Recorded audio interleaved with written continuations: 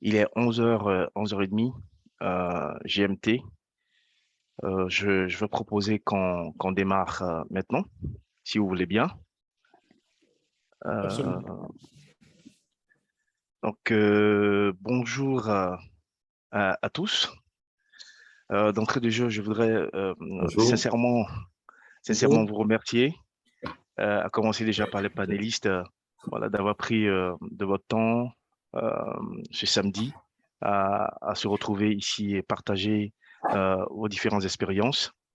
J'aimerais aussi remercier les internautes qui sont de l'autre côté, qui nous suivent en ce moment, et puis remercier Denkem Institute. D'entrée de jeu, je me nomme Dr Jules Guessan, je suis chirurgien dentiste à la base, doublé d'une formation de management à l'ESSEC Business School de Paris.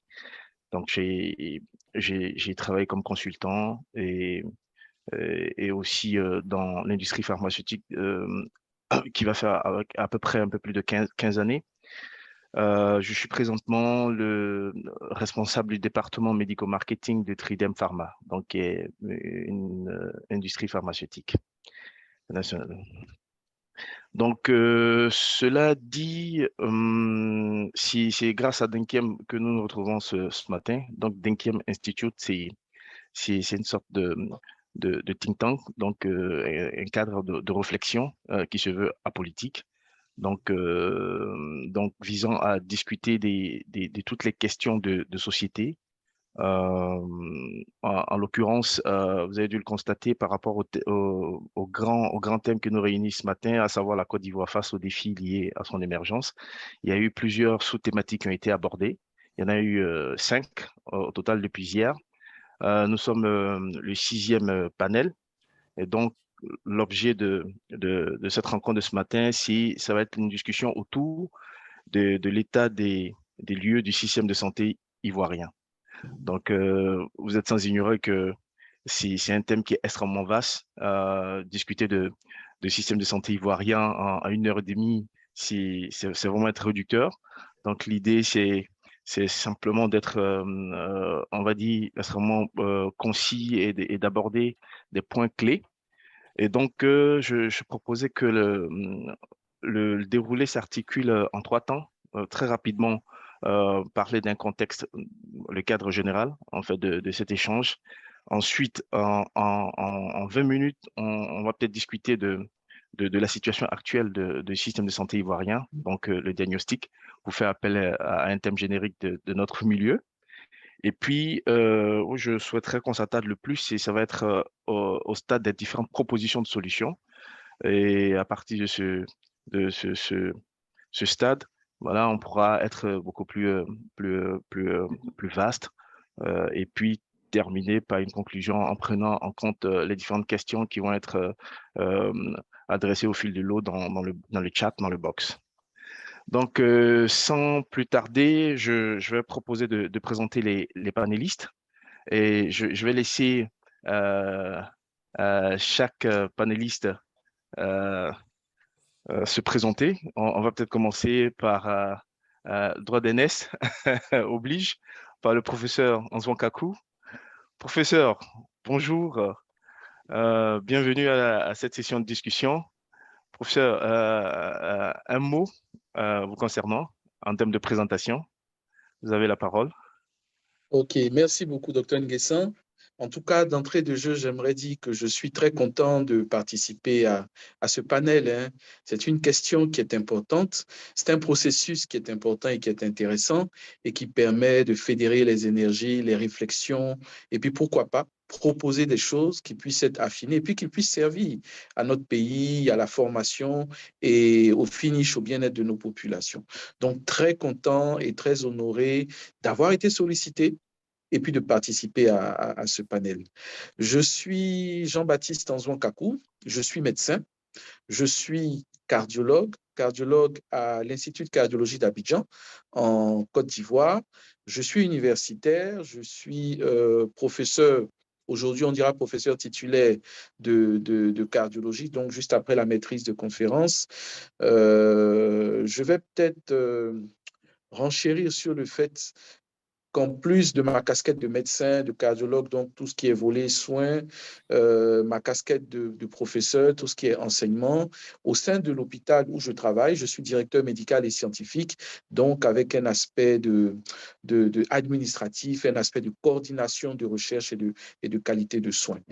Je ne veux pas être très long quand même, mais dire que j'ai fait toute ma formation en Côte d'Ivoire, à part 2 années en France de spécialisation en échographie cardiaque. Donc, pour dire que je suis un peu produit du système éducatif, du système universitaire, dans ma formation médicale de base, ma formation continue et ma spécialisation. Donc, c'est quelque chose dans lequel je suis né. Voilà ce que je peux dire, on va dire, d'entame. Merci, merci professeur. C'est très, très, très riche. Je propose docteur Hervé Boni. Oui, Vous voulez bien oui, merci. Je profite de l'occasion pour saluer le professeur Ranzo Kakou. Bonjour Hervé. Oui. Ok, bon, je dis encore merci à Denkiem Institute qui a bien voulu nous associer à cette conférence-là. Bon, je pense que moi, je suis ici plus pour le compte de l'Ordre national des pharmaciens de Côte d'Ivoire, dont je suis le secrétaire général. Je suis pharmacien d'officine, donc j'ai mon officine à Abidjan. De formation, je suis pharmacien industriel parce que j'ai fait du contrôle de qualité à l'UFR des sciences pharmaceutiques et biologiques. Et dans la pratique, j'ai fait 10 années de grossiste répartiteur, donc dans la distribution pharmaceutique. Et aujourd'hui, je suis à l'officine. Et donc, c'est l'occasion qui nous est donnée de parler des enjeux de santé, de la problématique du médicament, de l'accessibilité du médicament aux populations. Et donc, je pense qu'on va essayer à notre niveau de faire l'état des lieux et puis bon, de voir tout ce qui permettrait d'avoir, de donner la possibilité à nos populations d'avoir accès aux médicaments. Merci. Merci, docteur Boni. À votre suite, docteur Franck Dodier. Le micro, il est fermé. Oui, C'est parfait. bon. D'accord. J'aimerais d'abord dire merci à Dekem Institute pour m'avoir choisi comme l'un des panélistes. C'est un honneur d'être ici et de pouvoir parler de santé, du système de santé ivoirien à côté de nos dévanciers. Et pour ma part, je suis docteur Dodi Diagoné, je suis médecin. Je suis spécialiste de santé publique formé à l'Université de Harvard aux États-Unis. Et je suis le fondateur et directeur général de Innovative Healthcare Solutions, qui est une entreprise qui fait du conseil en santé. En anglais, on dit Healthcare Consulting. Et nous sommes également dans la digitalisation de tout le processus en santé. Et donc, c'est un réel plaisir d'être là. Et toutefois qu'il s'agisse de parler de santé, du système de santé ivoirien, nous reprenons présent. Voilà. Merci, docteur Dodier. En tout cas, c'est un honneur pour moi ce matin de recevoir sur une plateforme toute cette brochette d'experts dans le milieu de la santé. On est tous sans ignorer l'importance de la santé. J'aime bien reprendre une citation de Jules Renard qui dit la meilleure santé, c'est de ne pas sentir sa santé. Et donc, nous sommes là ce matin parce que nous avons la bonne santé. Et pour mettre le pied, en fait, à l'étrier, je veux proposer que notre discussion ce matin, en termes de fil conducteur, tourne autour des différentes composantes du système de santé. Question d'avoir une structure dans notre discussion. Et donc, nous passerons en revue la prestation de santé ou bien ce qu'aussi on appelle l'offre de santé. On verra le personnel de santé, donc les ressources humaines. Troisièmement, le système d'information médicale, comment c'est gérer tout ça. Quatrièmement, le financement. On ne peut pas parler de santé, de système de santé sans parler de financement. Et puis, en cinquième position, parler de tout ce qui est médicaments et produits de soins. Et puis terminer visiblement par tout ce qui est organisation, tout ce qui est gouvernance, si vous voulez bien. Donc, Juste avant de peut-être donner la parole à chacun d'entre vous pour commencer par définir ce qu'on attendrait par le système de santé, j'aimerais juste souligner que toutes nos discussions ce matin, c'est pas nous ne voulons pas avoir la prétention de mettre en cause tous les efforts, les beaux efforts qui ont été consentis par nos autorités de santé depuis l'indépendance jusqu'à maintenant. Donc, l'idée, c'est d'apporter notre contribution à identifier ce qui a été bien fait, mais ce qui aussi reste à faire en termes de défis, de voir qu'est-ce qu'on peut proposer de façon beaucoup plus concrète suivant les différentes composantes en termes de solutions pour améliorer notre système qui nous est tant cher. Donc, sans plus tarder, si un panéliste se sent très à l'aise, qu'est-ce qu'on attendrait par système de santé?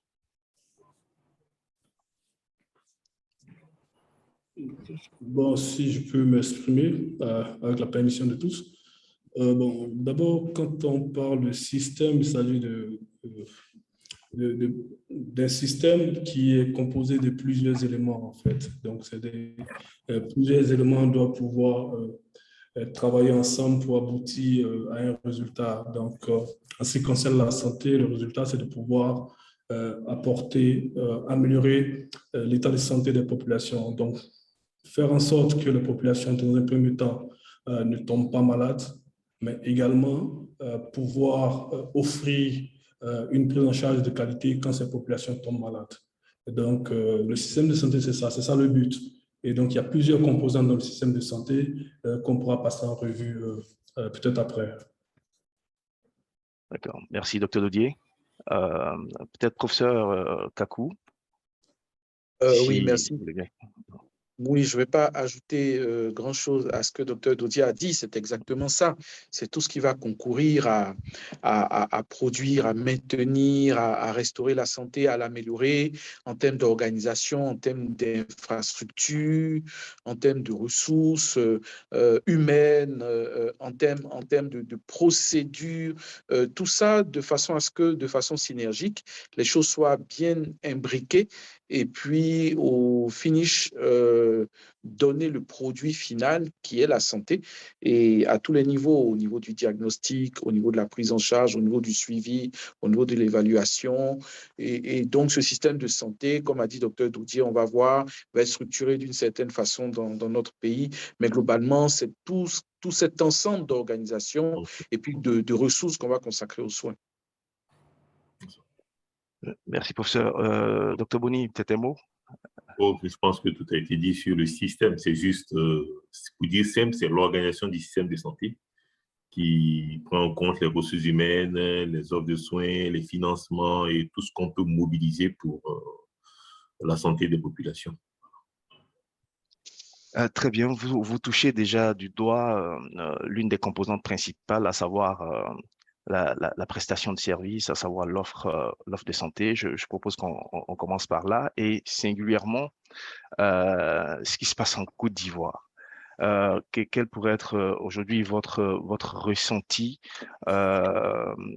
surtout pour ceux qui sont praticiens, l'état des lieux en termes d'offres de soins, en termes de prestations de services, de façon générale.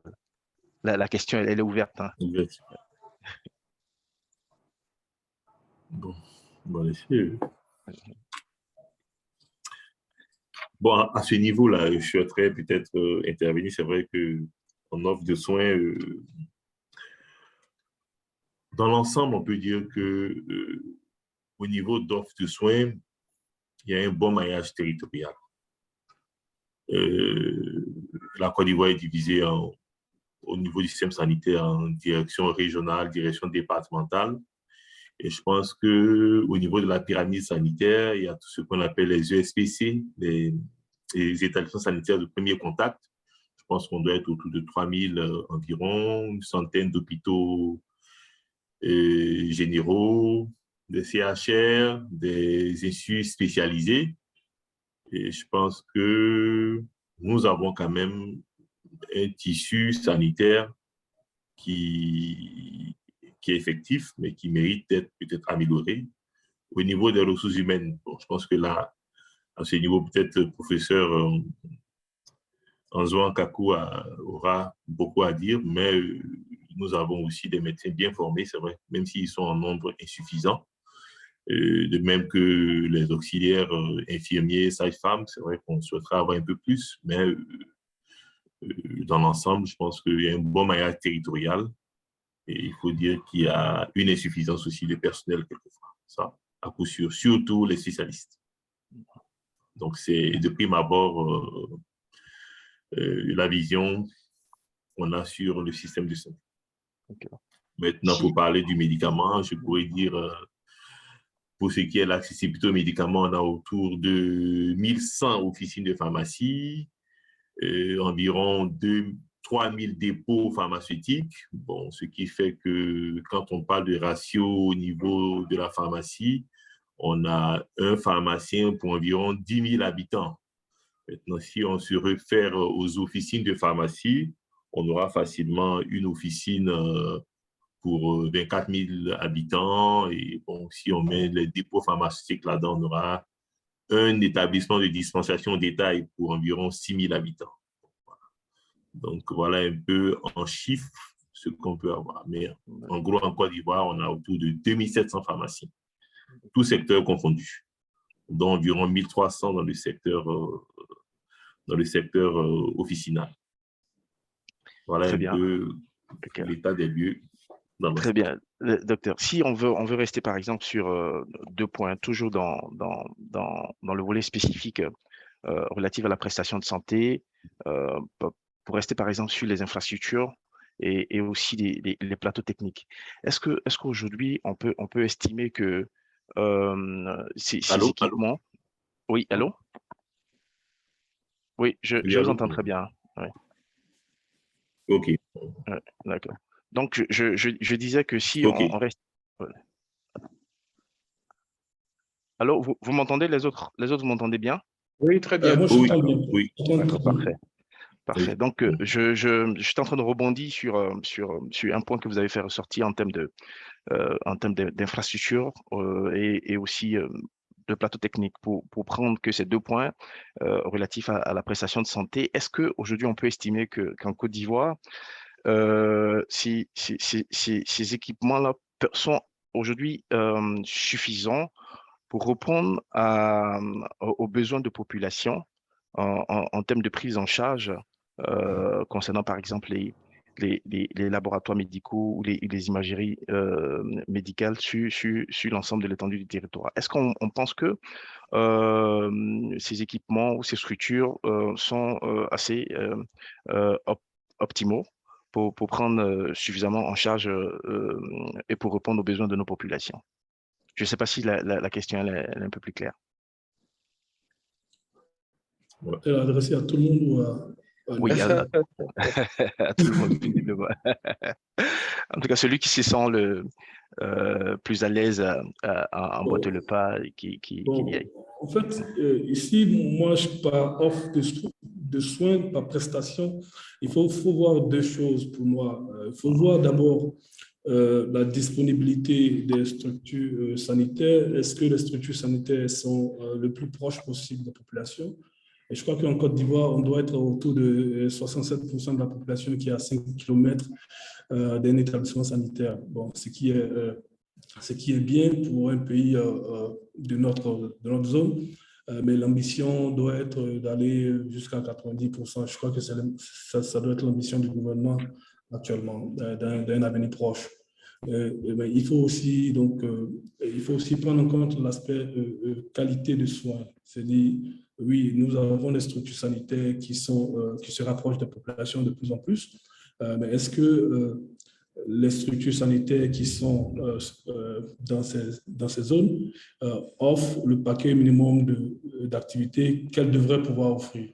Et donc, sur cette question, on va dire qu'il y a beaucoup il y a des déficits, en fait. il y a des déficits et il n'est pas rare de voir la population se plaindre de ce que certains soins ne puissent pas être donnés dans certains établissements sanitaires. Mais il n'est pas aussi rare de voir des populations quitter un peu très loin d'Abidjan pour regagner Abidjan pour avoir des soins.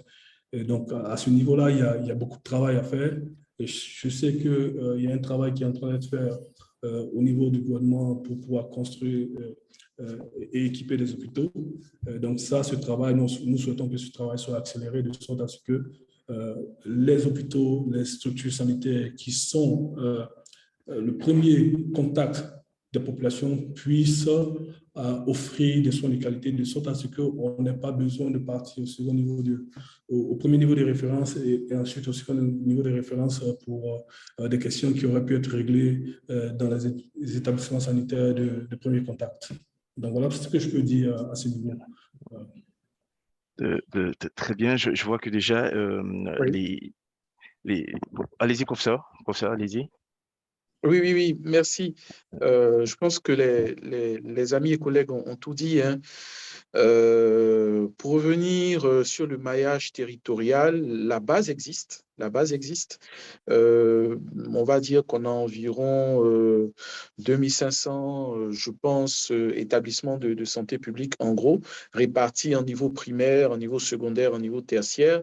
Le niveau primaire, c'est essentiellement les établissements de premier contact où l'usager doit pouvoir aller bénéficier d'un diagnostic fiable et rapide et puis d'une prise en charge, d'un soin rapide. Et puis lorsque ces établissements, ces ESPC, je pense qu'on doit en avoir 2200, 2300 en Côte d'Ivoire. Et lorsque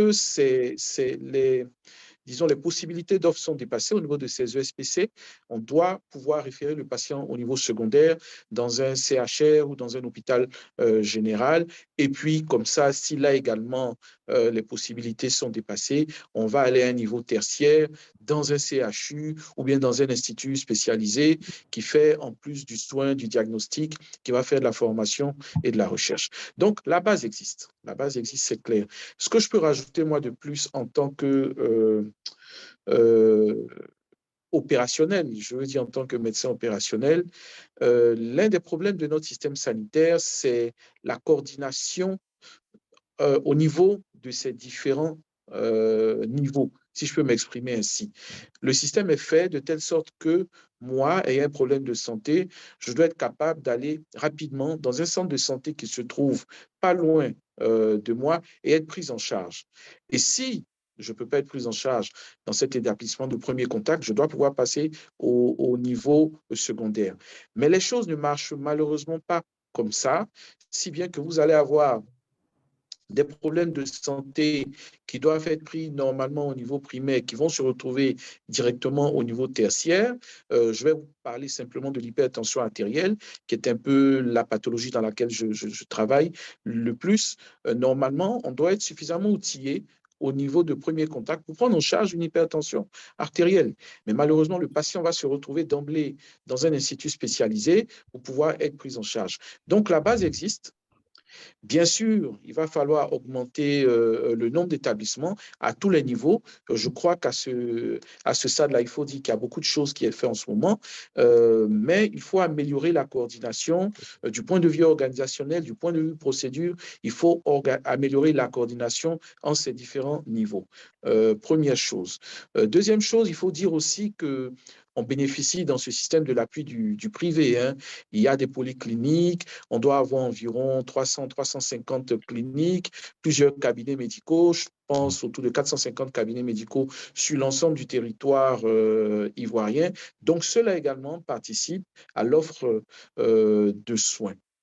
Pour revenir maintenant à l'aspect matériel, à l'aspect équipement de diagnostic plus ou moins lourd, là, beaucoup de choses restent à faire. Beaucoup de choses restent à faire parce qu'une chose est d'acquérir le matériel, l'autre chose va être de pouvoir assurer la maintenance de ce matériel-là. Parce qu'on va se retrouver à un instant T avec, je vais prendre l'exemple d'un scanner, d'une IRM dans un établissement, Et puis, à T plus 1 an, plus 2 ans, ben, le matériel ne fonctionnera plus par défaut de maintenance, par problème d'investissement, etc., etc. Donc, au niveau matériel, beaucoup de choses restent à faire. Tout n'est pas disponible, ne serait-ce même que du laboratoire simple qu'on peut ne pas avoir au niveau des ESPC, ou bien les automates sont disponibles et puis les consommables ne sont pas disponibles. C'est extrêmement difficile au niveau de l'État qui fait beaucoup, beaucoup d'efforts, je vous assure, mais beaucoup de choses restent encore à faire de ce point de vue-là. Et c'est peut-être également ces défauts, ces lacunes de diagnostic au niveau des secteurs primaires ou secondaires qui font que les usagers vont peut-être d'emblée se tourner vers les CHU ou bien vers d'autres structures qui sont capables d'assurer le diagnostic. Pour ne pas être très long aussi, les ressources humaines, hein, parce que les établissements peuvent exister, mais on peut avoir un hôpital, un centre où il n'y a pas de médecin et où la délégation de la prescription va être faite à l'infirmier ou à la sage-femme. Donc, nous sommes un pays sur la route de l'émergence, pour utiliser les termes de la conférence, et beaucoup de choses, beaucoup de difficultés se dressent, mais la base existe. Merci, professeur. Professeur, je pense qu'on va peut-être rester encore avec vous pour approfondir un peu le pan relatif aux ressources humaines, au personnel de santé, sans faux fuyant. Professeur, vous qui êtes dans le système de formation aujourd'hui des professionnels de la santé, est-ce que vous pensez qu'on a de la ressource humaine de qualité aujourd'hui en Côte d'Ivoire? Est-ce on peut dire ça? Est-ce qu'on peut affirmer cela? Autrement dit, professeur, je pense qu'on aborde la question de la formation du personnel à tous les niveaux, c'est-à-dire même au niveau initial pour toucher la question du numerus clausus. Je prends juste un exemple du système français que je connais bon an, mal an, où il y a eu ce système de numerus clausus, par exemple, a permis de verrouiller ou de faire en sorte à ce qu'il y ait une sélection de professionnels de la santé et qui, in fine, on s'est retrouvé dans un tableau de pénurie de professionnels de la santé, donc sur une génération de 10 ans, donc qui fait qu'aujourd'hui la France vit ce problème. Est-ce que nous qui copions en fait ce fameux système de numerus clausus, donc le tronc commun chez nous ici, est-ce qu'aujourd'hui on peut estimer que c'est un outil extrêmement intéressant pour faire cette sélection à la base? Ça, c'est le premier niveau. Le deuxième niveau, dans le cursus de formation classique que nous avons ici, est-ce que on estime qu'aujourd'hui, on reste extrêmement outillé? Est-ce on a des connaissances extrêmement solides, suffisantes pour permettre de prendre, in fine, en charge un patient? Donc, pour aborder la question de la formation maintenant, professeur. OK, merci, Dr. Nguessan. Bon, je pense qu'on touche là à la fois au point de la quantité et au point de la qualité. Avons-nous des ressources humaines en quantité suffisante? Ces ressources humaines, qu'elles soient en quantité suffisante ou pas, sont-elles de qualité suffisante pour prendre en charge de façon efficiente les patients? Non, sans faux fuyant, de toutes les façons, ce n'est un secret pour personne. En termes de quantité, ces ressources humaines ne suffisent pas. Si on tient compte des normes de l'OMS, tout simplement, qui estime qu'on devra avoir, je crois, autour de 20 ou 23 personnels de santé, hein, confondus médecins, infirmiers, pour 1000 habitants. Mais en Côte d'Ivoire, je pense qu'on a un peu moins de ça. On doit être autour de 8 personnels de santé pour 1000 habitants. Donc, clairement, les choses, le ratio n'est pas respecté. Le personnel ne suffit pas. Là, on parle de la quantité. C'est vrai que beaucoup de progrès ont été faits, hein. Je prends du point de vue médical. Je crois que la Côte d'Ivoire s'est fixé un seuil de 1,5 médecins pour 10 000 habitants, il me semble. Et dans le dernier PNDS là, que j'avais parcouru il y a quelque temps, nous sommes à 1,54 ou 1,55, donc au-delà des normes que nous-mêmes nous sommes fixés. Ça veut dire qu'il y a de gros efforts qui ont été faits. Et si on regarde sur 2 périodes différentes, il y a une augmentation de ce ratio-là du nombre de médecins par habitant. Donc, c'est vrai, les normes ne sont pas encore respectées, les normes internationales. On ne satisfait pas encore aux normes internationales, mais de gros efforts sont faits à ce niveau. Mais clairement, en termes de quantité, on n'y est pas encore. Alors, bien évidemment, nous sommes un pays qui fait face à beaucoup de problèmes. Le seul problème de la Côte d'Ivoire n'est pas, je veux dire, le problème de la formation de personnel de santé, quoique ce soit un problème extrêmement important. Santé, éducation, ce sont des piliers d'une nation. Et donc, la Côte d'Ivoire a connu plusieurs systèmes. Par exemple, le système de formation des médecins aujourd'hui n'est pas celui que j'ai connu, moi, n'est pas celui dans lequel j'ai été formé. Aujourd'hui, ce qui va se passer, c'est que, petite parenthèse, peut-être que la migration d'un système à un autre a dû se faire du fait d'un certain nombre de contraintes, du fait des capacités d'accueil des universités, des facultés, du fait du nombre de bacheliers, du fait de disons, l'objectif d'avoir également la diversification des différents professions, postes dans tous les secteurs d'activité. Mais dans tous les cas, on arrivait à un moment où la faculté de médecine ne pouvait pas accueillir toutes les demandes de formation. Mais d'un autre côté également, la faculté de médecine ne pouvait pas non plus alimenter également, être en adéquation avec la demande de personnel médical sur l'ensemble du territoire. Donc, c'est extrêmement compliqué.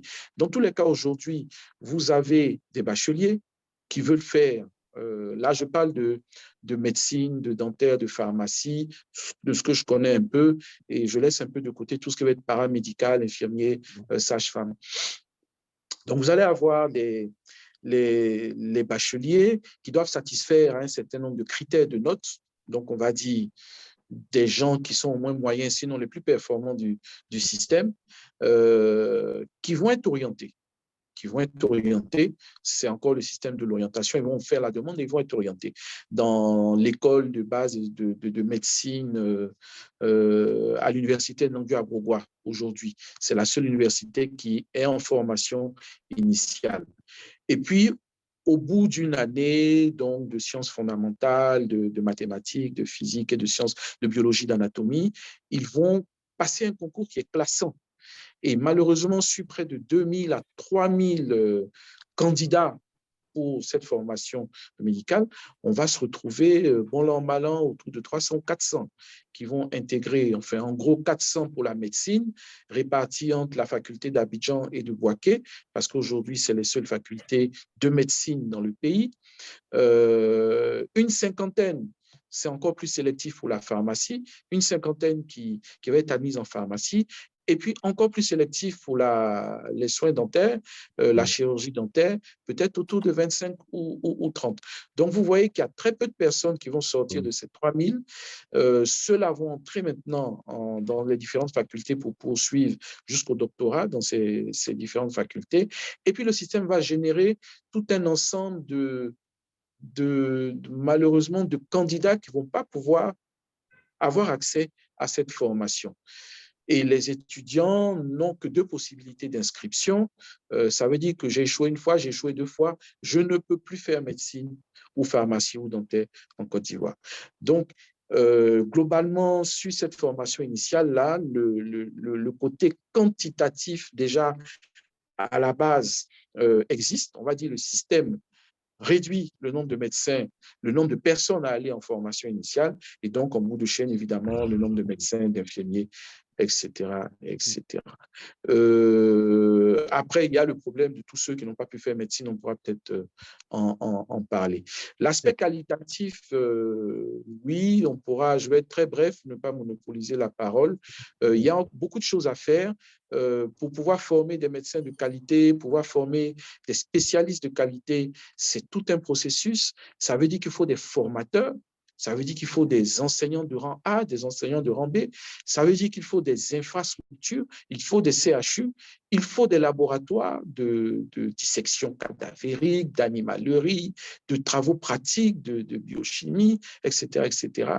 Il faut des hôpitaux pour pouvoir accueillir des stagiaires qui vont faire leurs soins infirmiers, qui vont apprendre la gynéco, qui vont apprendre la pédiatrie, de la chirurgie, et puis ensuite peut-être faire de la spécialisation. Les choses ont peut-être été meilleures quelques années, quelques décennies auparavant. On a connu un creux de la vague, mais bien heureusement, actuellement, les hôpitaux commencent à être de plus en plus outillés. Et le challenge de la qualité, je pense qu'on y est. Pardon d'avoir été long. Non, professeur, c'est un plaisir. Docteur Didier, peut-être sur la base de, vous avez eu le privilège d'étudier dans une université prestigieuse. Peut-être qu'en s'appuyant là-dessus, cela peut permettre, par exemple, de permettre de mettre en exergue des points de comparaison avec le système de formation qu'on a ici à tous les niveaux. Qu'est-ce que votre opinion sur cette question? Non, tu veux me jeter sous le bus, comme on dit. Non, pas du tout. Non, mais attends. J'ai été formé à l'université d'Abidjan. Ouais, Pour dire, avant de partir à c'est ça. l'extérieur. Donc, c'est dit que je ne peux pas parler mal du système qui m'a formé dans un premier temps, qui m'a donné la base. Je veux dire qu'on fait de la bonne formation en Côte d'Ivoire, ça c'est clair. Donc, la formation initiale est bonne. Ce qui serait important de bien verrouiller, c'est au niveau du processus d'entrée des candidats dans le système d'éducation en médecine, en pharmacie et autres. Donc, si on fait rentrer, bien entendu, les meilleurs, il va sans dire qu'avec la formation qui est prodiguée, le produit qui va en sortir sera bon. Si on fait rentrer les meilleurs à l'INFAS, le produit qui va en sortir avec la formation de qualité sera bon. Mais si vous faites rentrer dans un système qui est élitiste des personnes qui n'ont pas le niveau, en bout de chaîne, vous aurez des produits qui ne sont pas bons. Donc, c'est à ce niveau-là qu'il faut essayer de verrouiller. Moi, j'aimerais également parler de la quantité, en fait, du personnel médical, notamment des médecins. Si on regarde les ratios de l'OMS, normalement, en Côte d'Ivoire, nous sommes un peu au-dessus du ratio qui est demandé par l'OMS. Mais on a un réel souci de répartition. Voilà, répartition des ressources humaines. Aujourd'hui, nous avons en Côte d'Ivoire une seule grande ville, tu vois, une seule grande ville et tout le monde veut rester à Abidjan parce que c'est à Abidjan que se trouvent les bonnes cliniques, c'est à Abidjan que se trouvent les bonnes institutions de santé et personne ne veut aller à l'intérieur. Donc, on a un problème de répartition du personnel médical. Vous avez des déserts médicaux comme vous partez dans la zone de l'Ouest et tout, et quand vous allez là-bas, vous descendez très bas en termes de ratio médecin-population. Vous comprenez? Donc, il faut une meilleure répartition du personnel de santé sur toute l'étendue du territoire parce que partout en Côte d'Ivoire, ce sont des Ivoiriens qui y sont et ce sont des Ivoiriens qui ont droit également à la santé et à des soins de qualité. Il y a un autre aspect également sur lequel je voudrais revenir, c'est vrai que la formation initiale peut être bonne, mais il faut absolument mettre un processus de formation continue. Et ça, c'est important. Vous avez par exemple des infirmiers qui vont sortir de l'école. Ceux-là, il faut qu'il y ait un système de mentorat pour pouvoir les accompagner de sorte à ce qu'ils puissent acquérir le niveau de compétences qu'il faut pour pouvoir prodiguer des soins de qualité et soutenir le système de santé et le médecin. Mais sur la durée, il faut pouvoir leur mettre en place un système de formation continue de sorte à ce que ces personnes-là soient toujours au niveau. Voilà, donc je pense qu'il y a ce problème qu'on a. On a un problème de formation continue.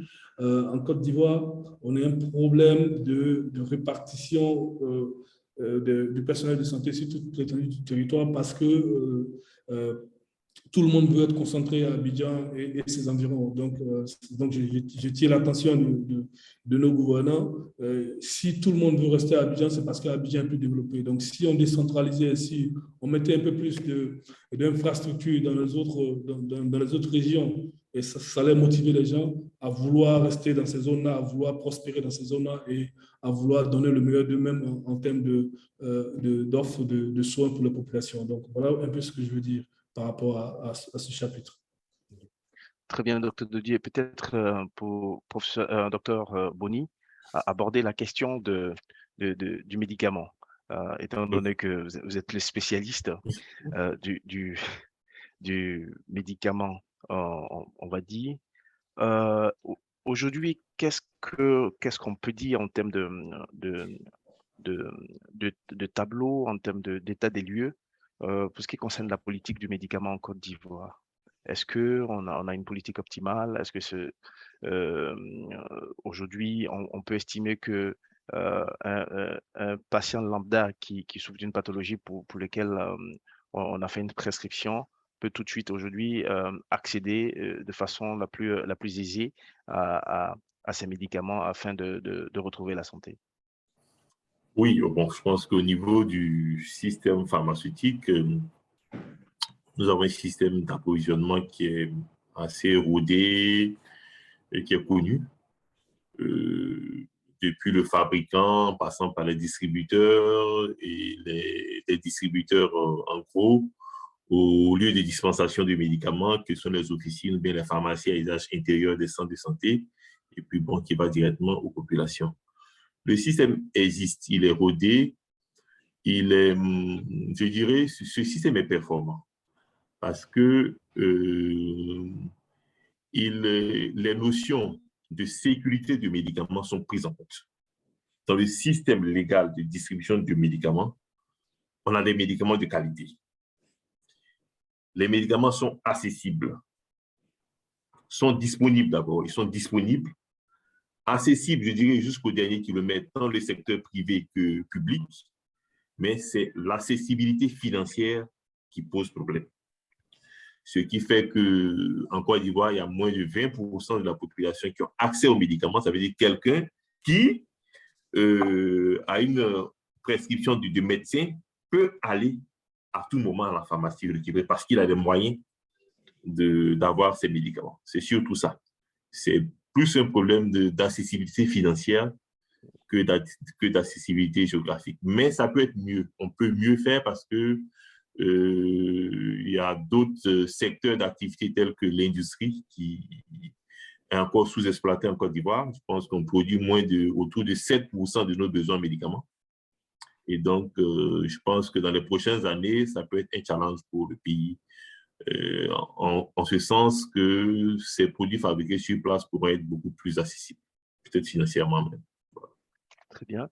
Dr. Boni, je propose de rester encore sur vous. Vous avez évoqué pour la partie sécurité du médicament le mot système légal. Donc, qui parle de système légal, Oui. il va sans dire qu'il y a hein, le revers. Donc, visiblement, un système illégal qui existe. Et je pense qu'aujourd'hui, c'est pas un secret de polichinelle. Tout le monde le sait. On sait qu'aujourd'hui, il y a un système illégal. Comment est-ce que ce système a pu se mettre en place jusqu'à aujourd'hui permis on va dire, en griffe, de mettre à mal tout ce système optimal dont vous venez de décrire? Bon, Qu'est-ce ce qu'il en est système, aujourd'hui? en fait, c'est le système de médicaments de rue qui a vu le jour dans les années 80, où on a découvert sur nos marchés de vivriers, des personnes qui vendaient des médicaments d'origine diverses. Ça peut être des médicaments qui viennent de certains pays voisins, des médicaments qui sont fabriqués dans des usines clandestines sur place en Côte d'Ivoire, des médicaments détournés même du système légal de distribution, je veux dire des vols, dans le système légal qu'on retrouve sur le marché. Et donc, du moment où ils sortent du marché, On ne peut plus garantir de la qualité de ces médicaments. C'est ce qu'on parle des médicaments des MTIF. Et donc, ce système est né aussi du fait qu'on a seulement 20% de la population qui ont accès aux médicaments. C'est 80 autres % peut-être trouvent solution dans ce marché de rue, mais qui n'est vraiment pas une solution de santé parce que ce ne sont pas des médicaments qu'on trouve dans le marché de rue. Moi, j'appelle tout, c'est du poison. On a vu récemment l'exemple, je pense c'est en Gambie, où on a trouvé des sirops antitussifs qui entraînaient la mort d'une 50aine d'enfants. C'est la même chose. Dans ce marché de rue, on a du tout. Des placebos, des produits périmés, mais tout sauf du bon médicament. Et donc, c'est vrai, on pourra parler des causes, mais aussi parler surtout de sensibiliser les populations. C'est la première arme qu'on a pour lutter contre ces médicaments, de sensibiliser les populations, leur dire, bon, ce médicament, c'est pas bon. Maintenant, qu'est-ce qu'on a comme alternative? C'est vraiment faciliter leur accessibilité aux bons médicaments. Donc, je pense que ça, on en parlera peut-être dans les solutions. C'est ça. Ah, d'accord. Merci. Peut-être, Dr Dodier, un mot en ce qui concerne les médicaments et on abordera le point relatif au financement. Ben, je pense que Dr Boni l'a dit. Hein. Seulement, donc je m'appuie sur ces statistiques, seulement 20% de la population a accès aux médicaments. Et donc, les 80% n'ont pas accès parce qu'il y a des problèmes de financement et autres. Je pense que c'est ce que devrait pouvoir venir résoudre la couverture maladie universelle. Et donc, je pense que nous, professionnels de santé, aussi bien professionnels de santé que population, plaçons beaucoup d'espoir dans une mise en œuvre optimale de cette assurance maladie qui va pouvoir permettre aux populations de pouvoir avoir accès à des médicaments de qualité et ne pas avoir à aller sur le marché de rue pour pouvoir se prendre des médicaments qui ne sont pas bien conditionnés et autres. Donc, voilà un peu ce que je peux dire par rapport à cela. D'accord. Ça tombe bien, c'est une très belle transition pour parler du financement. Et puis, sur la partie financement, je proposais qu'on fasse un focus sur la couverture maladie universelle. Et je pense que sur ce point-là, les trois panélistes peuvent se prononcer. Aujourd'hui, c'est une actualité en griffe brûlante.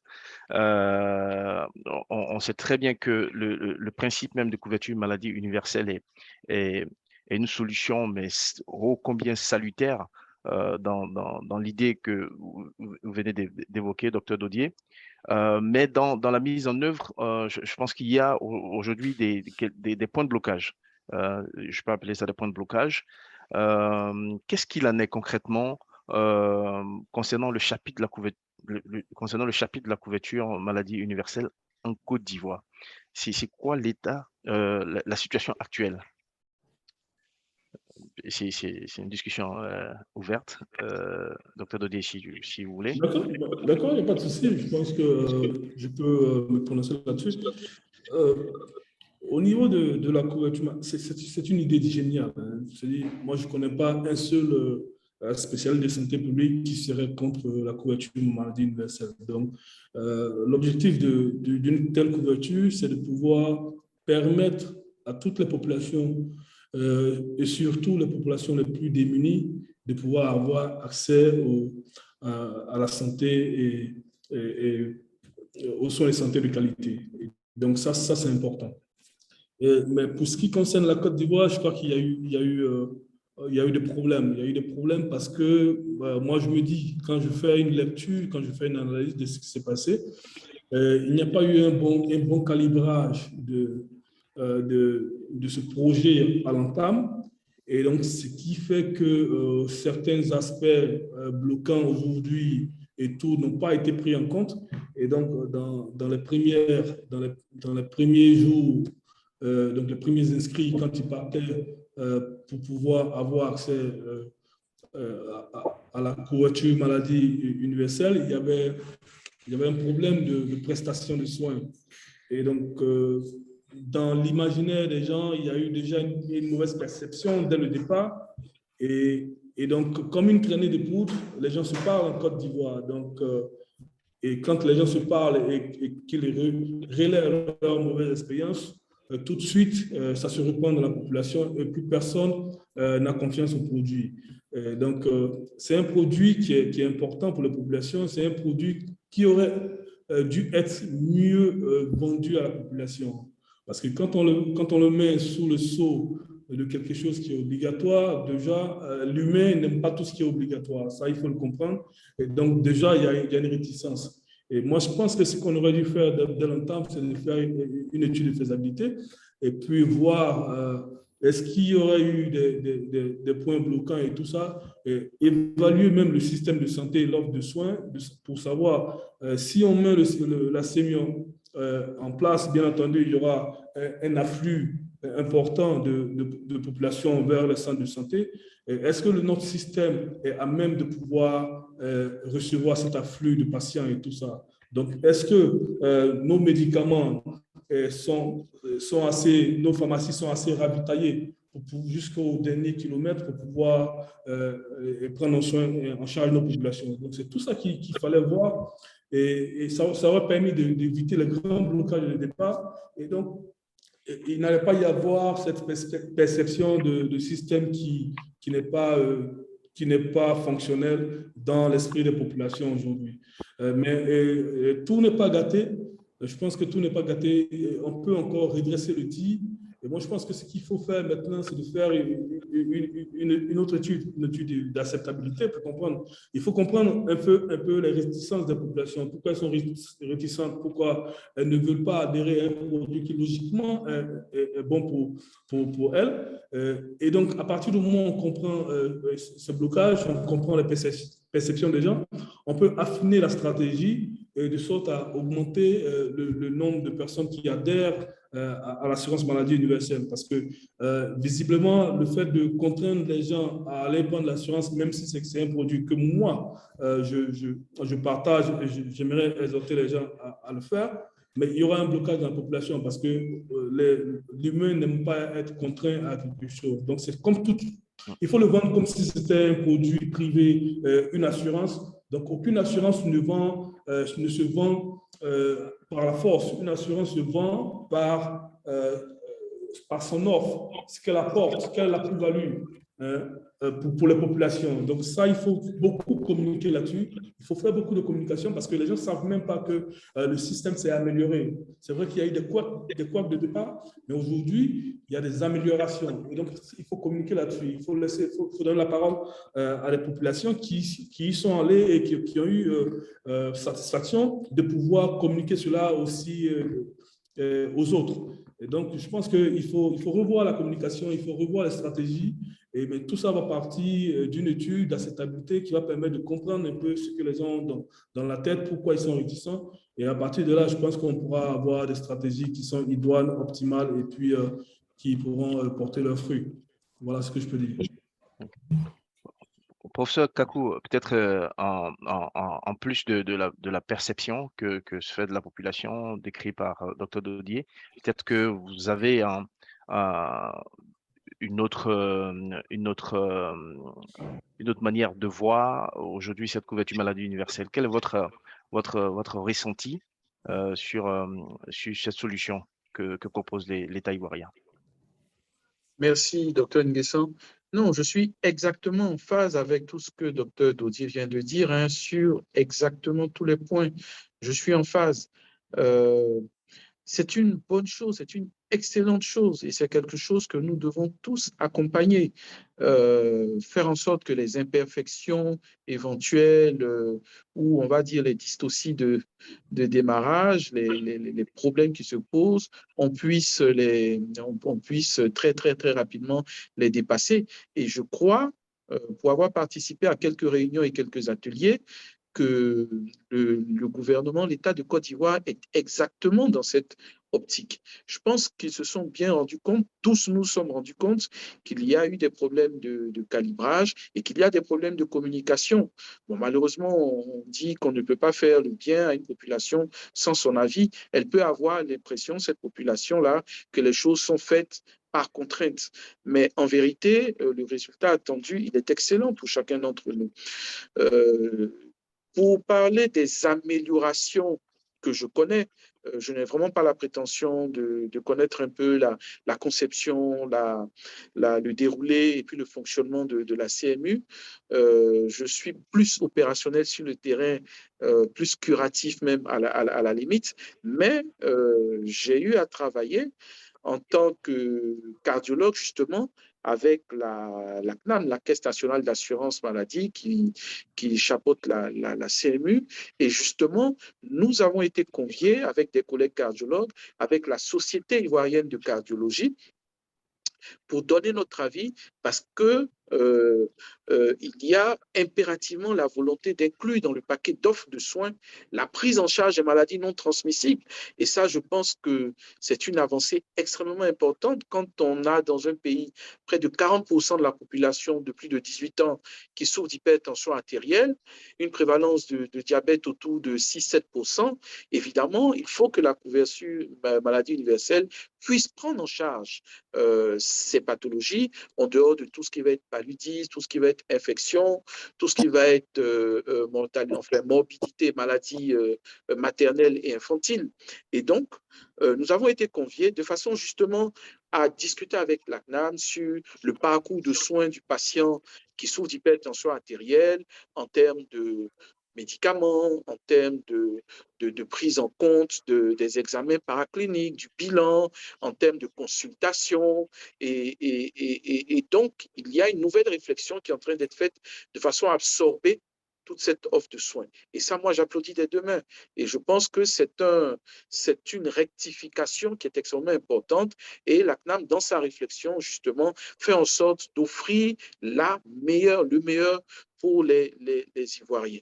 C'est vrai que quand on se met en face, docteur Daudier l'a un peu dit, il y a un autre problème qu'il faut rapidement que nous puissions également absorber. Parce que lorsque les Ivoiriens seront couverts et qui vont aller vers le centre de santé, est-ce que ces centres de santé seront à même, justement, la personne aura sa carte, sera couverte, mais est-ce que je pourrais donner le soin, je pourrais faire l'examen, je pourrais faire la consultation de ce patient-là. Petit secret, par exemple, nous sommes achoppés un peu sur le financement des consultations. Vous avez un patient qui est couvert par sa CMU et qui vient en consultation à l'Institut de cardiologie d'Abidjan, par exemple. La consultation à l'Institut de cardiologie d'Abidjan a un certain coût.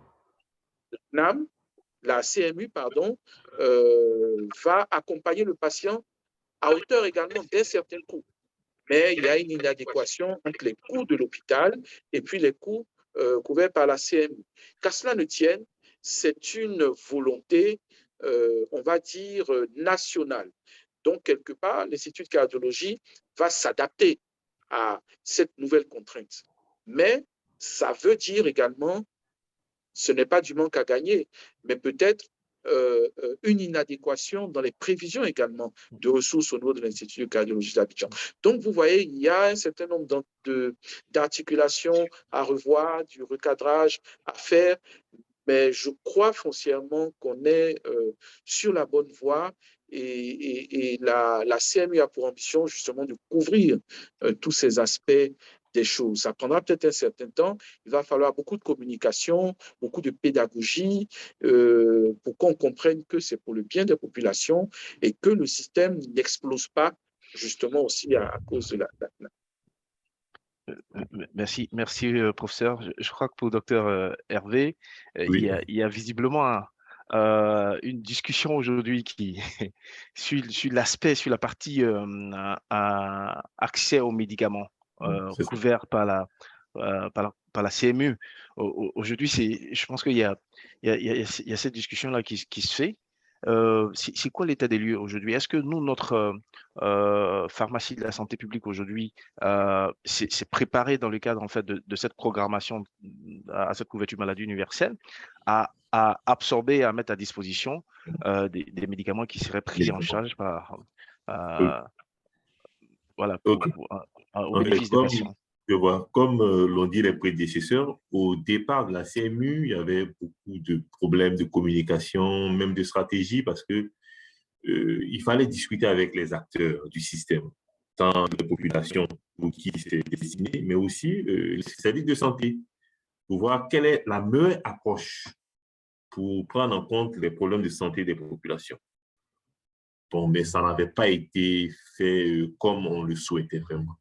Et donc, ils ont, dans le système pour ce qui concerne le médicament, on a expérimenté, la CNAM et la CMU ont expérimenté depuis 2019 un mode d'approvisionnement en médicaments qui n'a vraiment pas fonctionné. Parce qu'il s'agissait simplement que ça pourrait se schématiser comme suit. L'État achetait les médicaments pour les populations, les entreposait au niveau de la nouvelle PSP, qui est le grossiste qui travaille pour le compte de l'État, et ce grossiste distribuait ces médicaments auprès des grossistes privés qui, eux, approvisionnaient les pharmacies d'officine, tandis que la pharmacie de la santé publique approvisionnait les pharmacies à usage intérieur des hôpitaux.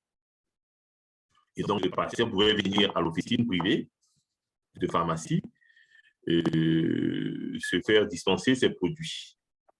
Et les produits étaient pratiquement...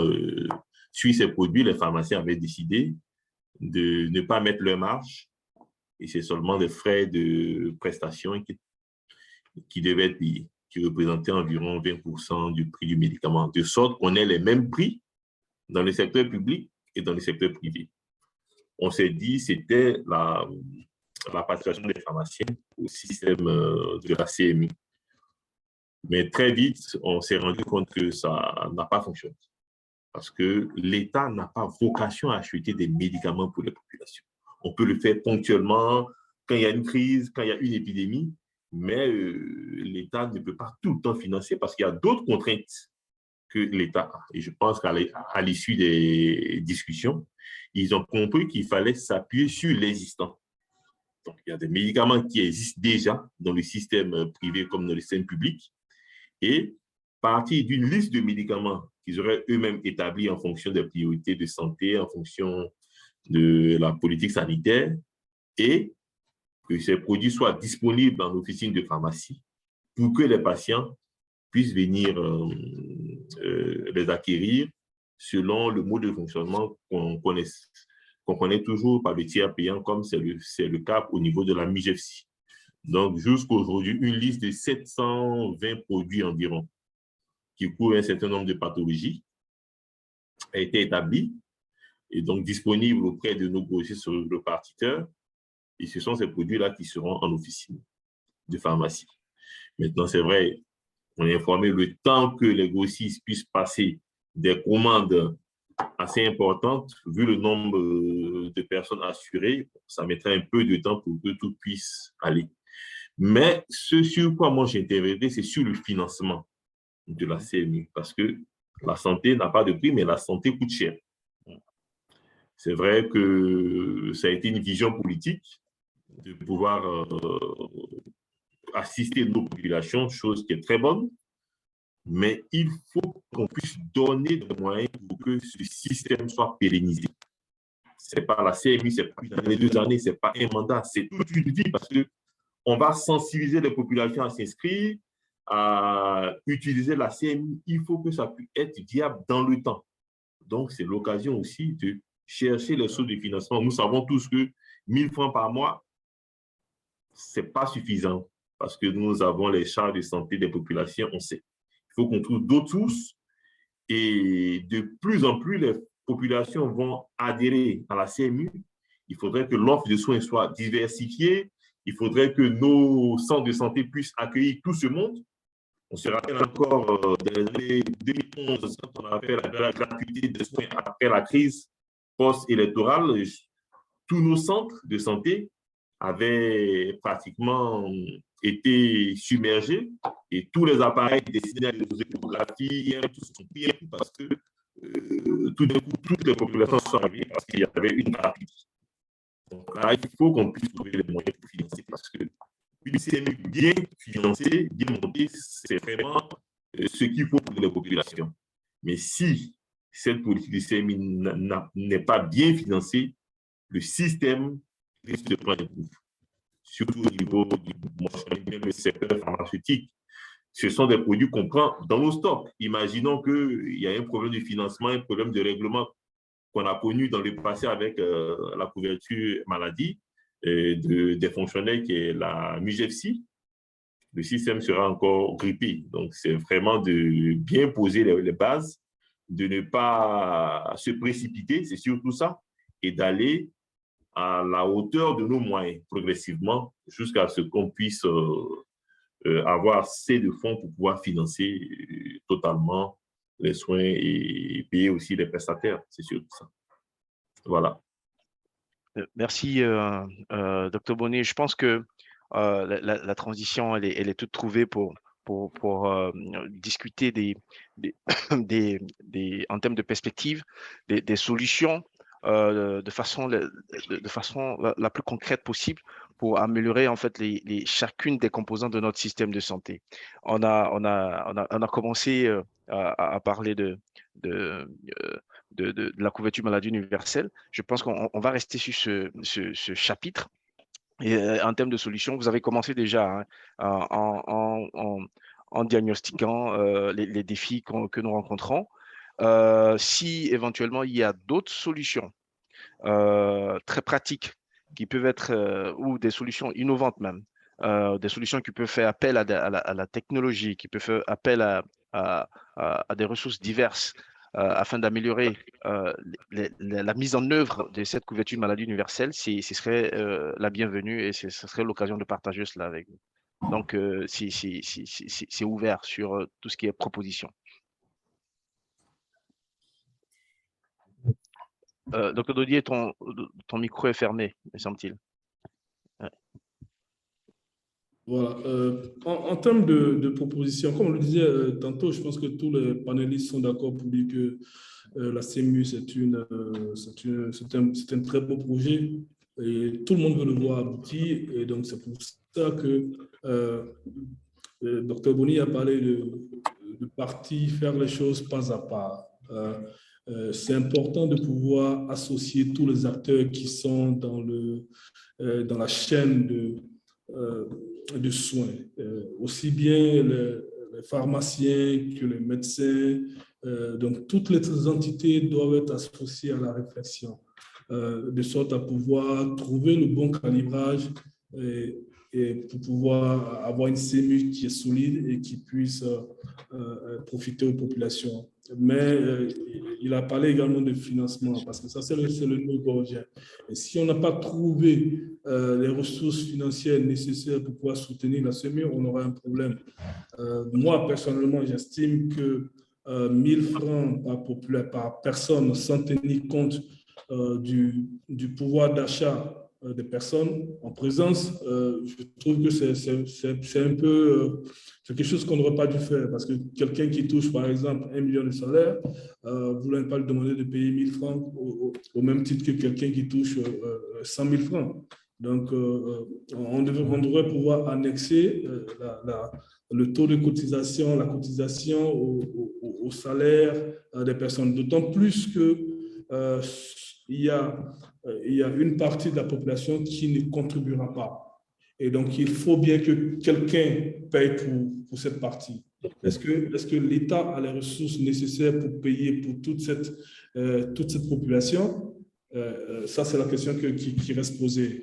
Et donc, si on prenait un peu plus d'argent avec des personnes qui sont un peu plus nantis, moi, je veux bien payer pour plus de personnes, ça ne me poserait pas de problème. Voilà. Mais payer 1 000 francs au même titre que quelqu'un qui a un salaire qui est juste au-dessus du SMIC, je pense qu'il y a un problème à ce niveau. Bon, peut-être que dans la réflexion, en termes d'amélioration, on pourra avancer là-dedans. Mais aujourd'hui, il y a un blocage. Pourquoi? Il y a un blocage parce que dans l'esprit des populations, le système ne fonctionne pas. Donc, il faut communiquer pour leur montrer que le système s'est amélioré, que le système est en train de fonctionner. Et comme tout projet de cette envergure, il y a des couacs. Il y a des couacs et donc il faut être assez réactif. Donc, un projet de cette envergure doit être assez modulable. Parce que dès lors qu'on rencontre un obstacle, il y a une difficulté, il faut pouvoir moduler le projet de sorte à ce qu'il puisse adhérer au nouvel environnement qui se présente. Un projet ne doit pas être figé. Ce n'est pas parce qu'au départ, on a dit que le projet doit être de cet ordre que même quand on rencontre des difficultés, on s'entête à vouloir le mettre en œuvre, même si on n'y arrive pas. Il faut pouvoir être assez souple dans la mise en œuvre du projet. Aussi, il faut faire beaucoup d'études. C'est-à-dire, là où nous, on pêche en Afrique, et surtout en Côte d'Ivoire, c'est qu'on n'aime pas faire les études. Il faut faire beaucoup d'études, il faut comprendre les gens, il faut comprendre la sociologie des personnes.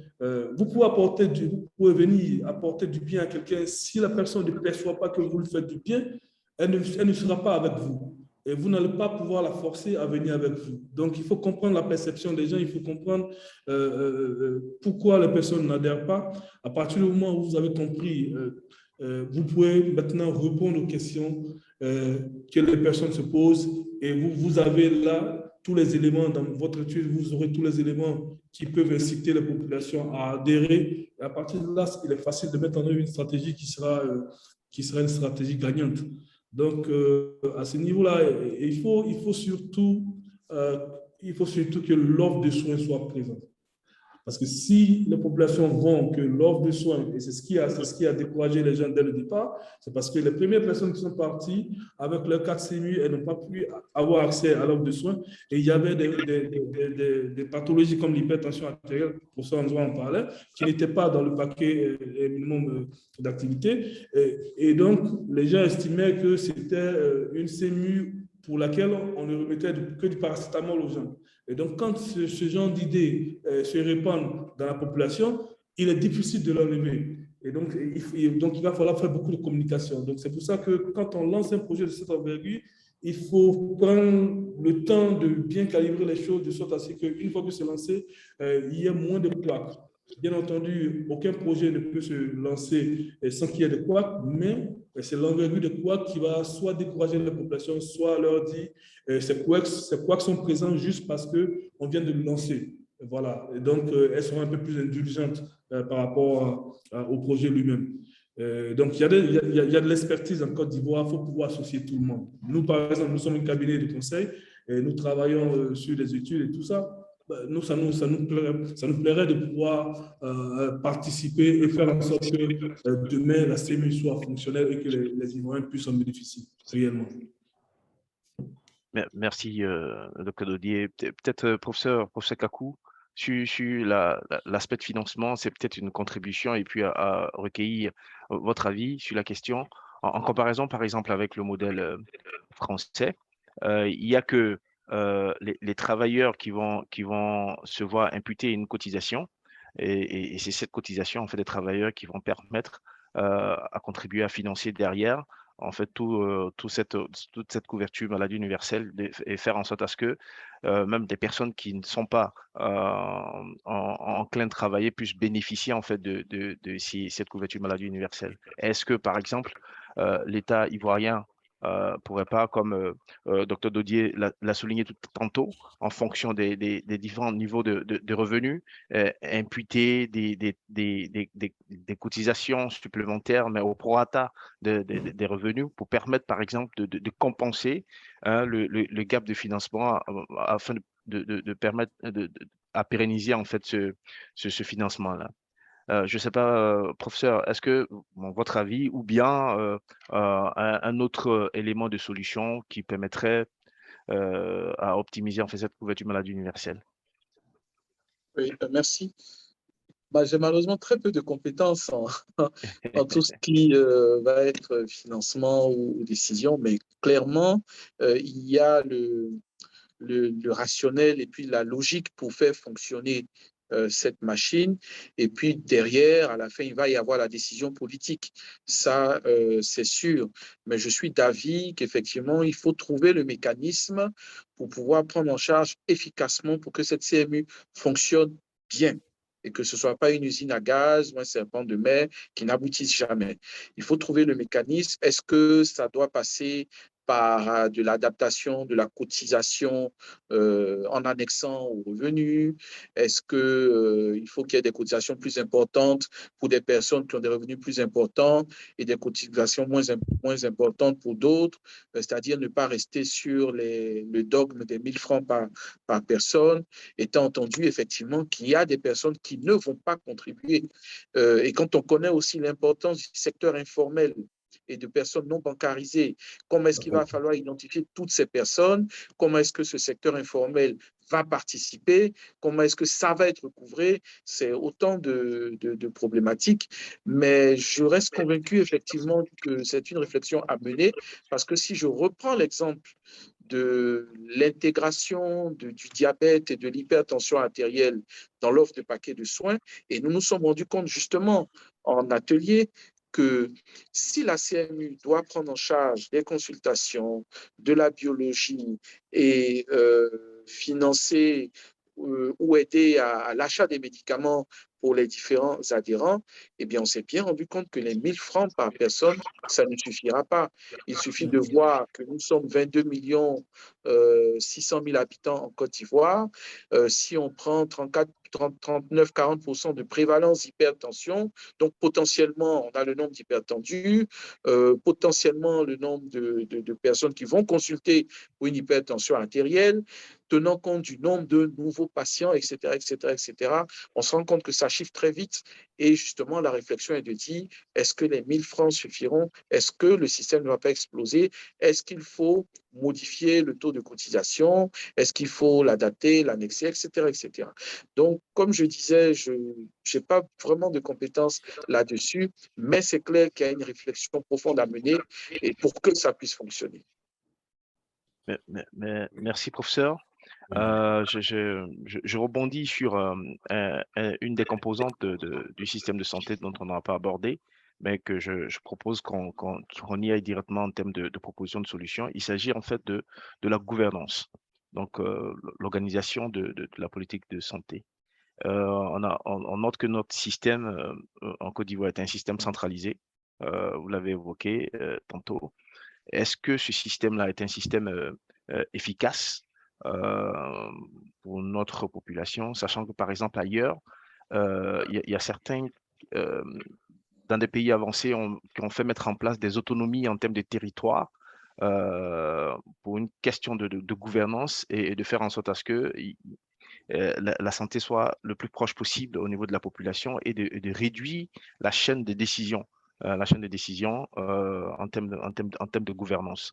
Est-ce que on pense que notre modèle, il est à conserver, il est à améliorer, ou il faut carrément changer de paradigme?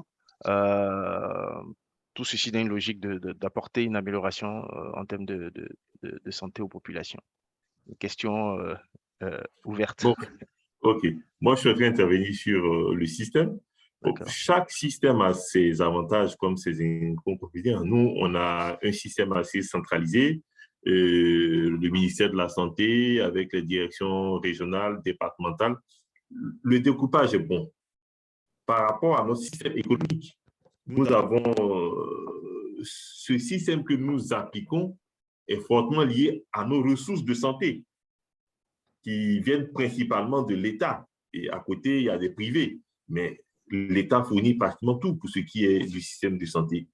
Même si nous allons dans le sens d'une déconcentration, une décentralisation, cela sous-entendrait que ces régions-là prendraient en compte leur système de santé, mais financé par qui? C'est toujours le même État. Donc, l'État joue un peu le rôle d'équilibre aujourd'hui dans le système que nous avons. Il y a des zones qui ne sont pas fortement dotées en établissement de santé. L'État se charge de les équiper.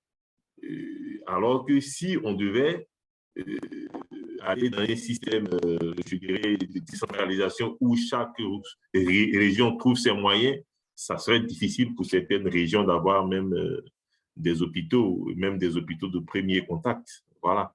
Et donc, le système tel qu'il est là, il peut être amélioré.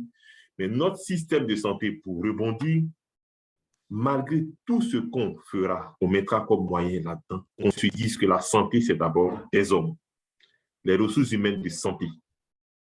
dans toutes les politiques qui doivent être mises en œuvre, il faut que les hommes de santé soient au cœur. On revenait tout à l'heure à la CMU. Il faut que les hommes de santé soient sensibilisés. Mais quelqu'un qui ne croit même pas en ce projet, il devient acteur majeur. Il faut qu'il soit sensibilisé parce que derrière lui, il y a le médecin, il y a le patient qui le reçoit. Ce que le médecin dit ou bien l'infirmier dit à son patient, le patient le croit. Si lui-même n'est pas sensibilisé à la chose, le pharmacien qui est là, qui a son comptoir, mais est-ce que cette chose-là marche? La 4-5 marche? Si lui-même, il n'a pas de réponse pertinente à donner pour convaincre ces populations-là, ce projet ne peut pas vraiment réussir. Donc, il faut accentuer sur les ressources humaines de santé, leur permettre de participer, comme le professeur Anzouan Kakou l'a dit. Il y a eu beaucoup de séminaires qui ont été initiés par la CNAM. Ils ont compris qu'il fallait quand même commencer par eux. Il faut qu'ils comprennent.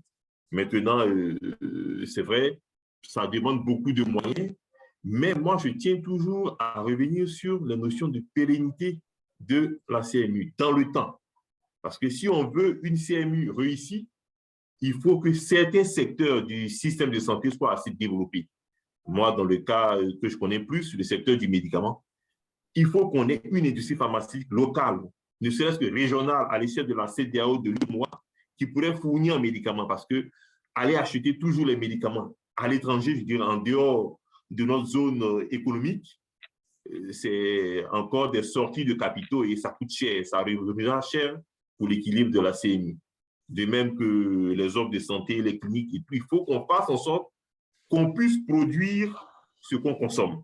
Si on veut un bon équilibre financier de la CMU, si on veut que la CMU apporte quelque chose à l'économie du pays, parce que c'est vraiment un tournant dans le système sanitaire.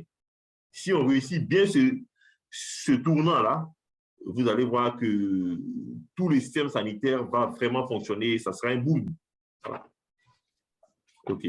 Merci, Dr. Boni. Il nous reste 10 minutes. Je peux proposer à piocher peut-être 2-3 questions dans des différents internautes et essayer de les adresser en 5 minutes. Et puis ensuite, je prendrai le mot de fin de chacun d'entre vous et puis on conclura, si vous voulez bien. En termes de questions, je lis dans le chat.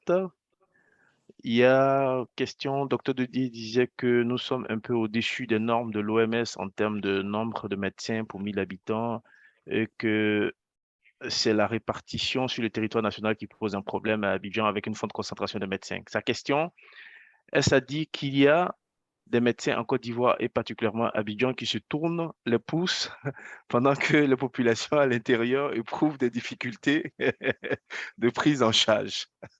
Deuxième question, qu'est-ce qu'il faut donc faire pour régler le problème de répartition? Peut-être pour Dr. Dodier ou à tout le monde ouvert, si éventuellement il y a des... Non. En fait, c'est une question qui est assez pertinente. Oui, on a un problème de répartition de médecins, non seulement des médecins, mais aussi de tout le personnel de santé sur toute l'étendue du territoire.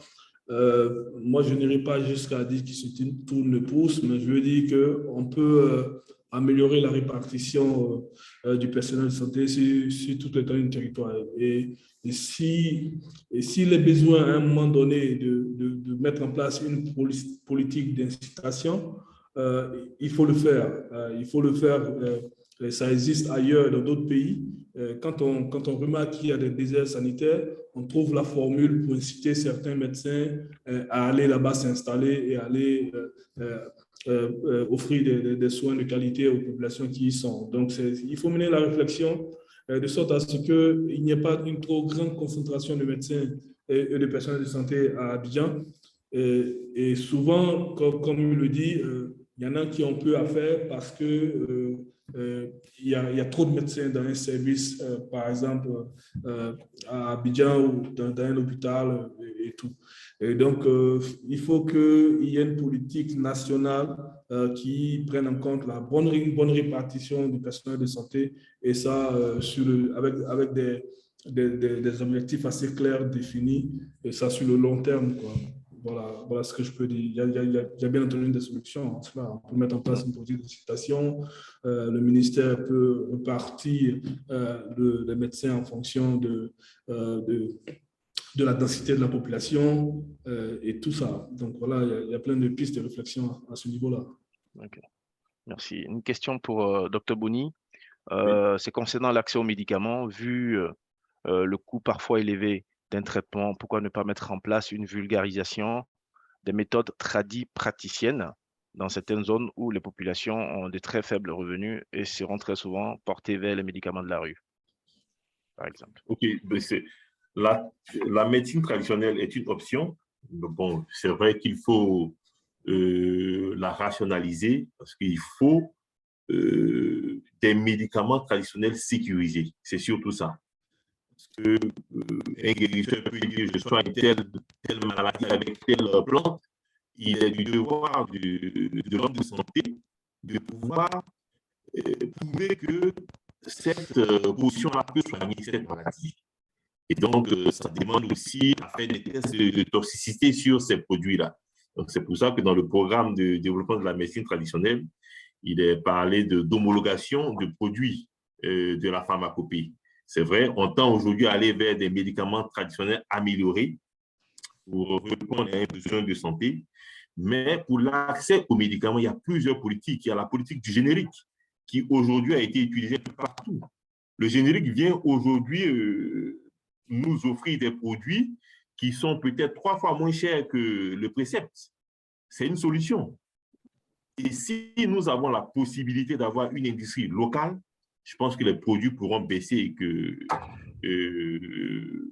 les populations pourront avoir accès aux médicaments.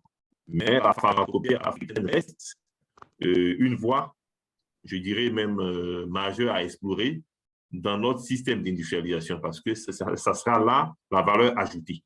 C'est ce qui peut nous différencier des autres. Nous avons nos connaissances empiriques des plantes et qui nous permettront d'innover dans le secteur du médicament et de la thérapie. Mais il faut que ce soit fait avec une démarche scientifique. C'est surtout ça. Okay. Merci Dr Boni. Je voudrais saluer la présence de Dr Owo Brou de l'OMS, spécialiste des questions relatives au système de santé et qui nous fait l'insigne honneur, nous apporter une contribution et pas écrit. Donc on prend note de tout ça. J'aimerais qu'on termine sur un dernier chapitre. Il s'agit en fait de la digitalisation. L'apport de la digitalisation, de la contribution de la digitalisation dans l'amélioration du système de santé ivoirien. Peut-être, docteur Dodier, un mot sur ce chapitre? Ben, oui, je veux dire que partout dans le monde, tout le monde est en train de faire la transition numérique et ça touche tous les secteurs d'activité, aussi bien le secteur de la santé. Nous, en Côte d'Ivoire, on est, je veux dire, pas encore, on a un stade embryonnaire. Et il serait important de mettre beaucoup d'accent sur la digitalisation de notre système de santé, notamment avec le dossier médical numérisé. J'avais entendu dire que le gouvernement était en train de travailler sur ce processus. Il est important de pouvoir le mettre en place assez rapidement, de sorte à ce que chaque patient a un dossier médical numérisé et que tout médecin professionnel de santé qui doit prendre en charge le patient donné puisse y avoir accès, et de sorte à pouvoir connaître le patient assez rapidement avant même qu'il arrive dans son cabinet ou dans son bureau. Et tout ceci participe à améliorer la qualité de la prise en charge. Vous avez, par exemple, professeur Nzo le disait, il n'y a pas assez de cardiologues en Côte d'Ivoire. Et souvent, vous avez des populations qui quittent très loin, dans les contrées très reculées pour venir soit à Abidjan pour voir un cardiologue, soit dans les grandes villes pour voir un cardiologue. Et si nous avions la possibilité de mettre en place un système avec des consultations à distance, et ceci en accord, je veux dire, en impliquant les médecins généralistes qui sont dans ces régions, on aurait la même qualité de prise en charge, mais on éviterait aux patients de voyager et de dépenser de l'argent dans le transport, dans la prise en charge et tout ça.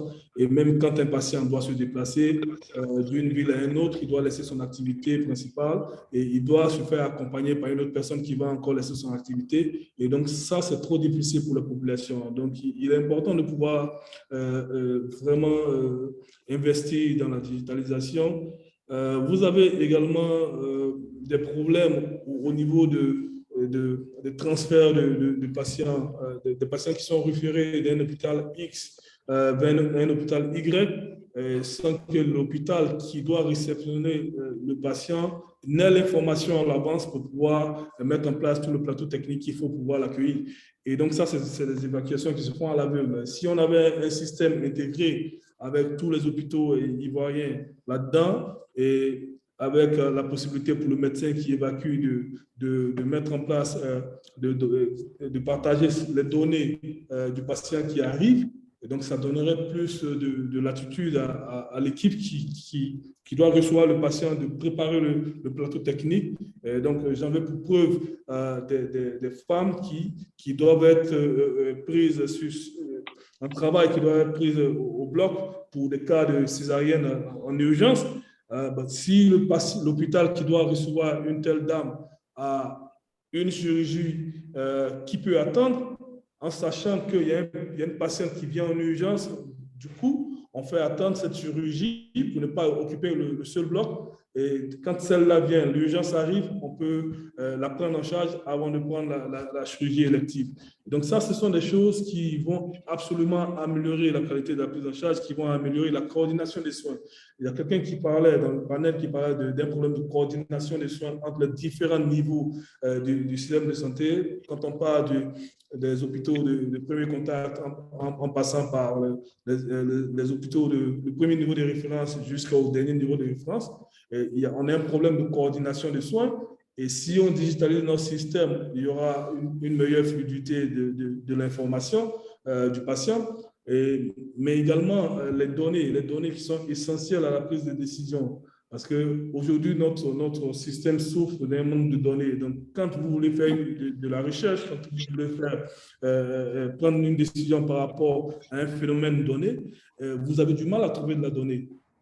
Et ça, c'est parce que notre système n'est pas digitalisé. Et notre système est sur papier. Et donc, les archives se perdent et tout. Et vous allez comprendre qu'il est fastidieux de faire de la recherche avec des documents qui sont en papier. Et donc, avec une numérisation, cela se fait de manière instantanée. Vous pouvez manipuler les données dans tous les sens et puis pouvoir apporter des décisions qui sont stratégiques, des décisions qui sont idoines à des problèmes de santé publique majeurs. Aux États-Unis, par exemple, il y a eu un incident où il a fallu seulement que le médecin en question rentre dans les données pour voir qu'il y avait quelque chose d'anormal au niveau d'un certain test de tous les enfants qui venaient dans l'hôpital et pour pouvoir alerter la communauté nationale sur le problème de santé publique qui se posait.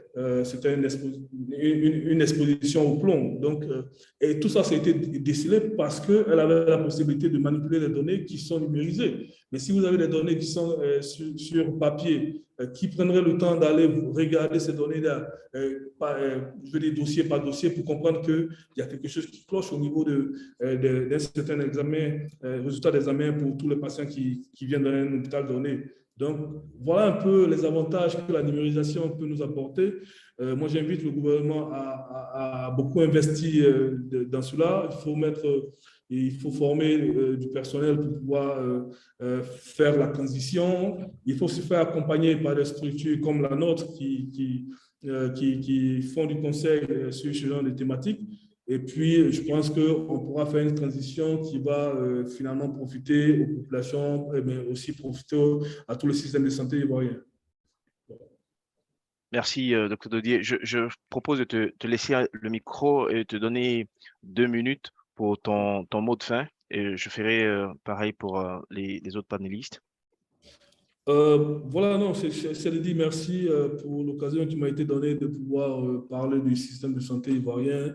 J'aime parler du système de santé. Je travaille depuis mon retour des États-Unis à améliorer le système de santé ivoirien en accompagnant notamment le Centre national de transfusion sanguine pour qu'il y ait une meilleure disponibilité du sang en Côte d'Ivoire pour toute la population.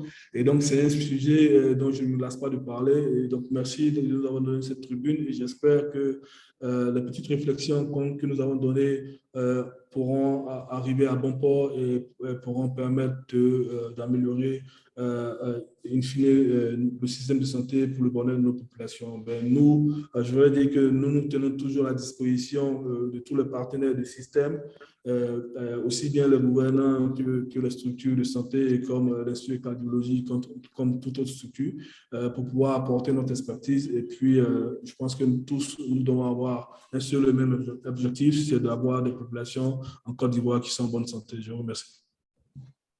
Merci, Dr. Dodier. Dr. Boni, votre mot de fin en 2 minutes.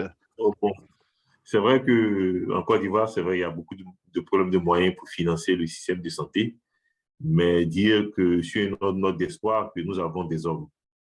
Nous avons des hommes de santé qui se battent tous les jours aux côtés des populations pour prendre en charge leurs problèmes de santé.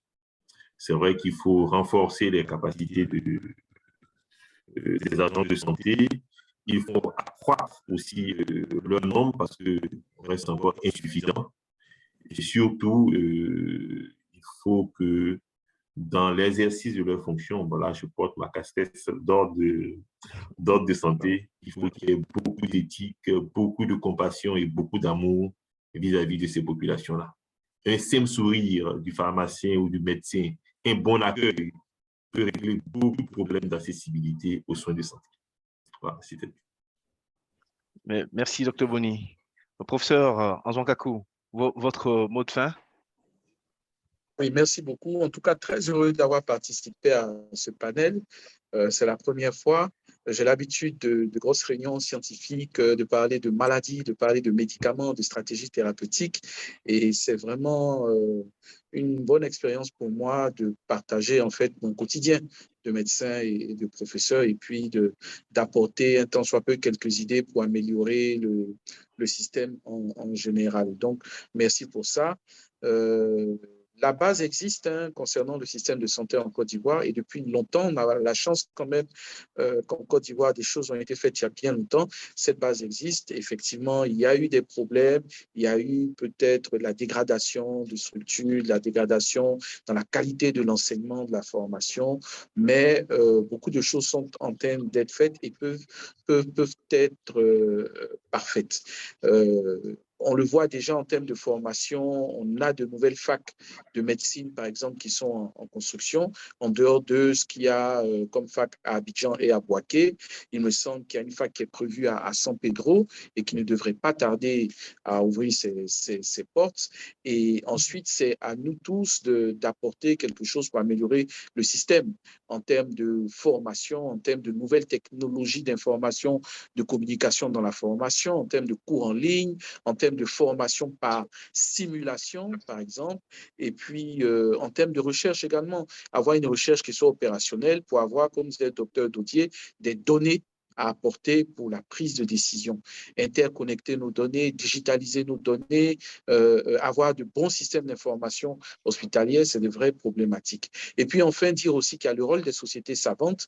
Je prends l'exemple de la Société ivoirienne de cardiologie, qui est une société qui travaille de concert en main étroite avec le ministère de la Santé pour affecter les cardiologues, dès qu'ils sont formés dans différentes régions de la Côte d'Ivoire. On l'a fait de façon très active. Ça fait grincer des dents au départ, mais aujourd'hui, tous nos jeunes collègues sont enchantés d'être dans des régions, justement, de ne pas se marcher sur les pieds à Abidjan. On l'a dit, il y a une question dans ce sens, et que des jeunes puissent, sous réserve qu'ils soient accompagnés avec du matériel, avec des médicaments, ouvrir une activité et puis se mettre au service des populations.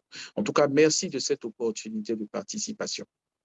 Merci. C'est moi, professeur. J'aimerais à mon tour sincèrement vous remercier à commencer par les panélistes. Sachant vos occupations nombreuses, vous n'avez ménagé aucun effort depuis la préparation de cette session jusqu'à l'accomplissement. En tout cas, je vous remercie sincèrement.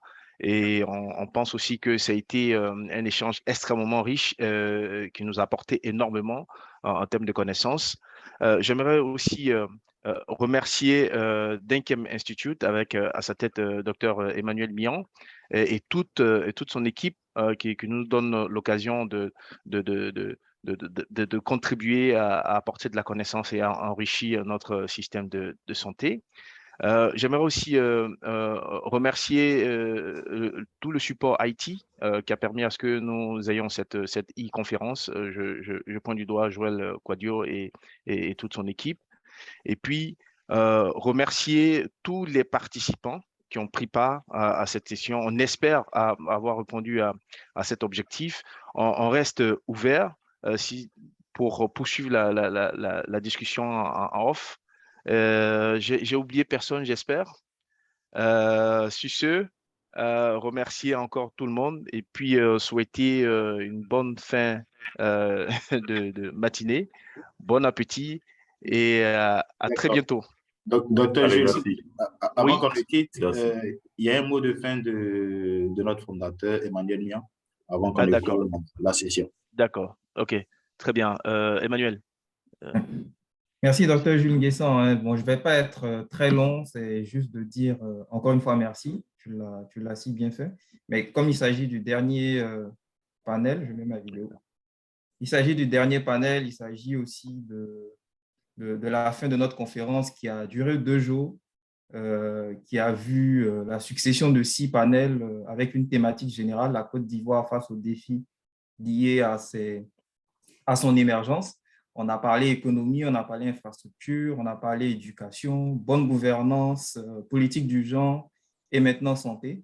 Les échanges ont été riches, on a eu de bons experts, d'excellentes contributions. La suite, ça sera de justement utiliser ces réflexions, les consigner, de sorte qu'on puisse les diffuser au pouvoir public et que ces recommandations soient prises en compte parce que ce sont d'excellentes recommandations qui viennent de très bons experts. Donc ça sera le rôle du think tank de faire ce travail de diffusion. Donc encore une fois, merci à tous. Et puis, on espère vous avoir encore pour de prochaines éditions, en tout cas pour d'autres tribunes. Denkem est assez riche en termes d'événements. Je pense qu'on pourrait se retrouver très bientôt sur un plateau, voilà. En ligne ou en présentiel. Voilà. Et merci encore. Merci. Merci. Merci. Pas d'autres interventions? C'est bon? Ça va. Parfait. Donc, je souhaite, allez, bonne fin de matinée à tout le monde. Allez. Bon appétit.